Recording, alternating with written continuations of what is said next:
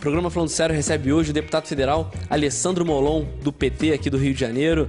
Eu acho que muito conhecido por diversas pessoas, principalmente nos adventos agora da aprovação do Marco Civil da Internet e além de outras grandes atuações que vem tendo em nosso Congresso. Bom, deputado, muito obrigado pela participação.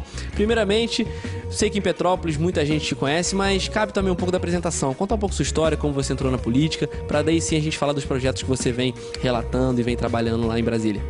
Bom, então, Yuri, primeiro eu queria agradecer o convite para a entrevista, cumprimentar todos que nos acompanham, né? Dizer que é um prazer conversar com a população da região de Petrópolis, não apenas de Petrópolis, né? Mas dos municípios do entorno que acompanham Falando Sério, e cumprimentar você também pelo programa, pela sua luta, pela sua trajetória, não é? E dizer que, bom, primeiro eu estou deputado federal, né? Exercendo o primeiro mandato de deputado federal, e fui durante 2 mandatos deputado estadual pelo PT do Rio de Janeiro, de 2002 a 2010. Antes disso tinha sido candidato a vereador no Rio de Janeiro, não fui eleito, fiquei como suplente, né? O que prova que às vezes uma primeira eleição que não termina numa vitória com o cargo de vereador titular deve ser vista como uma derrota, nada disso, né? Muitas vezes isso é uma primeira experiência que ensina muitas coisas. Eu aprendi muitas coisas com a minha primeira experiência também e não desisti, continuei lutando, cheguei à Assembleia Legislativa e lá atuei sobretudo na defesa dos direitos humanos. Eu fui presidente da Comissão de Direitos Humanos por 2 vezes, né, nesses 8 anos. Atuei na área da cultura, fui presidente da Comissão de Cultura, atuei com segurança pública e fui durante todos os anos membro da Comissão de Educação da Assembleia Legislativa, porque o que me levou à política foi a preocupação com a educação. Eu sou professor de História, atualmente eu sou professor de Direito da PUC do Rio de Janeiro, eu dou aula de Processo Legislativo, que é a matéria que ensina os futuros advogados a como são feitas as leis, né? Como se fazem as leis. Então essa é mais ou menos a minha história. Eu sou casado, pai de 2 filhos, pai da Mariana, que tem 13 anos, e do Bernardo, que tem 10, né? Estão estudando também, são uma grande alegria para mim. E é isso, eu atuo atualmente no Congresso nas áreas de educação, sou membro da Comissão de Educação, relatando atualmente um projeto importante do governo que cria o Instituto Nacional de Supervisão e Avaliação do Ensino Superior, o INSAES, né? Aliás, uma das reações a uma crise grave que nós enfrentamos aqui no estado do Rio de Janeiro, que foi a grave crise da Universidade Gama Filho e da universidade, ambas que foram descredenciadas depois de uma série de problemas, né? E lá no Congresso também, eu trabalho com segurança pública, sou membro da Comissão de Segurança Pública e Combate ao Crime Organizado e também membro da Comissão de Constituição, Justiça e Cidadania. Uma comissão muito importante para todo o processo legislativo interno da casa, não é verdade? Mas sem te interromper, já te interrompendo, eu queria também que você citasse um pouco a relatoria do processo das defensorias públicas, do processo legislativo das defensorias públicas. Como funciona isso, que a gente percebe, não só na cidade de Petrópolis, mas como diversos municípios do entorno e de todo o nosso estado, que existe sim uma defasagem no atendimento, no acesso da população à questão da defensoria pública. Como vem sendo trabalhado isso? O que você pensa? Qual seria a solução para que a população pudesse ter mais acesso aos seus direitos? Bom, então, Yuri, você falou uma coisa fundamental, garantir defensoria pública significa garantir acesso à justiça para quem não pode pagar por um advogado, né?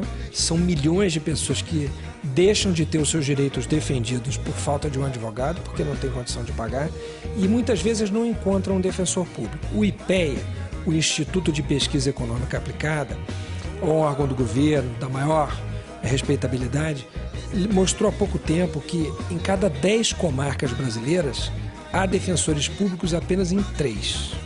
Ou seja, em 7 de cada 10 comarcas não há defensores públicos. O que é uma falta enorme, porque significa que em 70% das comarcas não há alguém que defenda os mais pobres, sobretudo. Então, nós acabamos de aprovar uma PEC, chamada PEC das Defensorias Públicas, né? Que foi a PEC número 4 de 2014.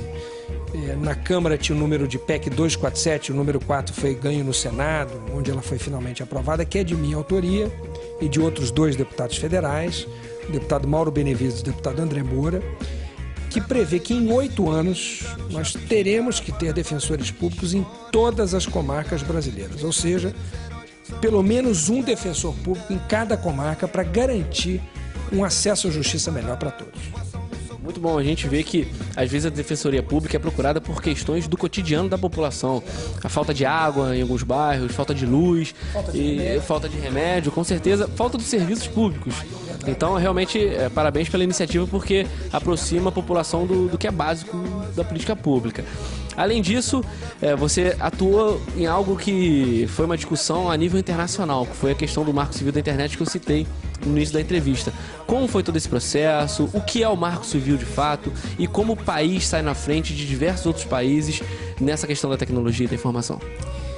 Olha, Yuri, essa é a primeira lei geral brasileira sobre a internet, né? Ganhou esse nome Marco Civil porque foi uma demanda da sociedade civil. A sociedade civil é que pediu ao então presidente Lula, em 2009, que criasse uma lei que garantisse os direitos civis nossos na internet e não uma lei de direito penal, uma lei que criminalizasse condutas, mas uma lei que garantisse direitos. E é isso que é o Marco Civil, uma lei que garante os nossos direitos na internet. Hoje em dia, poucas coisas a gente não faz através da internet, né? Muitas coisas a gente faz pela internet.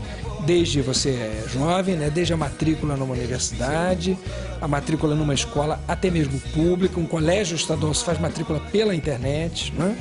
Mas também a compra de uma passagem de avião, o acesso à informação, pesquisa, busca de trabalho, emprego, lazer, cultura, né? Então o Marco Civil ele estabelece direitos nossos na rede.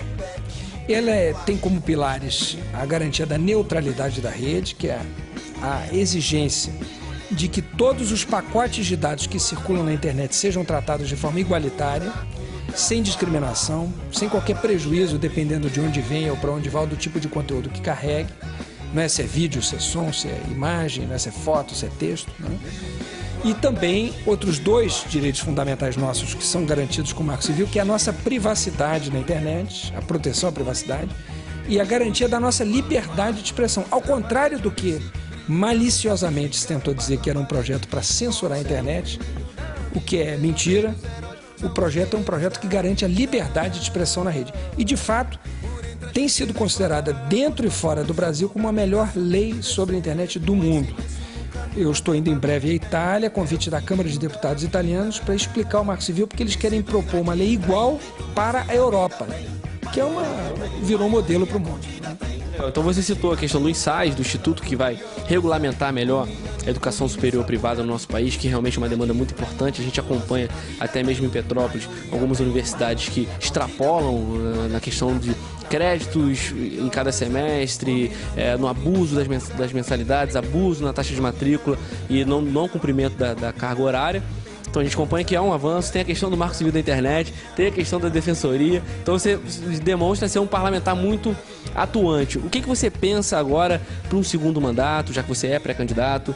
O que você imagina que pode ser também a marca do segundo mandato de Molon como deputado federal? Eu prefiro falar dos desafios que eu acho que estão colocados para o Congresso como um todo, né? Eu acho que o Congresso brasileiro tem um grande desafio daqui para frente, a partir da aprovação do Marco Civil da internet, que é discutir de que maneira a internet pode servir para aprimorar a democracia, né? No ano passado, em junho de 2013, nós vimos grandes manifestações nas ruas, né? Nós vimos a juventude, muito jovens, né, como você, indo às ruas com cartazes dizendo não me representa, quer dizer, apontando uma crise na representação política.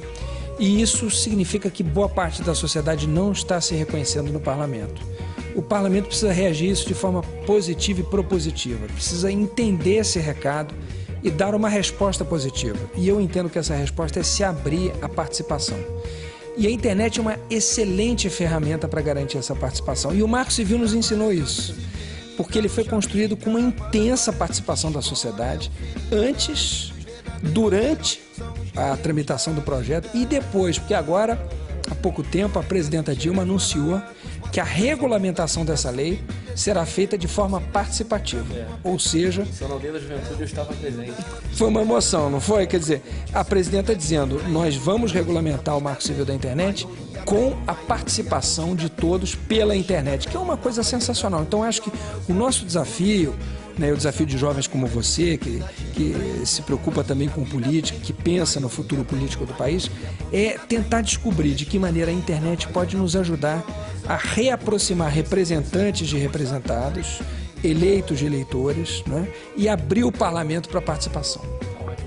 Deputado, muito obrigado pela participação. Acho que mais do que prestou conta, deu também uma perspectiva política para o povo petropolitano e da região que está assistindo o programa Falando Sério. E peço que deixe uma mensagem final para as pessoas aí, um incentivo à participação política, um incentivo à discussão de questões tão importantes como essas que você citou. Olha, eu primeiro agradeço a todos que nos acompanharam, agradeço mais uma vez o convite aí para a entrevista, né? Eu acho que a minha mensagem é uma mensagem de esperança, mas de uma esperança ativa. Não é de um otimismo desinformado, mas de alguém que mete a mão na massa e trabalha para transformar o país, né? A democracia tem muitos problemas, o Congresso tem muitos problemas, a política tem muitos problemas, mas isso só vai ser modificado se a gente colocar a mão na massa e fizer a parte da gente, né? Se a gente simplesmente reclamar e ficar na arquibancada assistindo o jogo, a gente não vira o jogo. Para a gente virar o jogo, a gente tem que entrar em campo e fazer a parte da gente. E esse é que é o meu chamado a todos, né? Que a gente aposte na democracia para aperfeiçoá-la, para aprimorá-la. A nossa democracia é uma democracia muito jovem, né? A gente tem 25 anos da primeira eleição direta após a ditadura, que foi em 89. Isso é muito pouco tempo para o país, né? Então vamos apostar na democracia, corrigindo os seus defeitos, e só se dará com a nossa participação. Tá ótimo. Deputado, muito obrigado. E a gente volta com o programa Falando Sério. Acabei de entrevistar Alessandro Molon, deputado federal. Um abraço.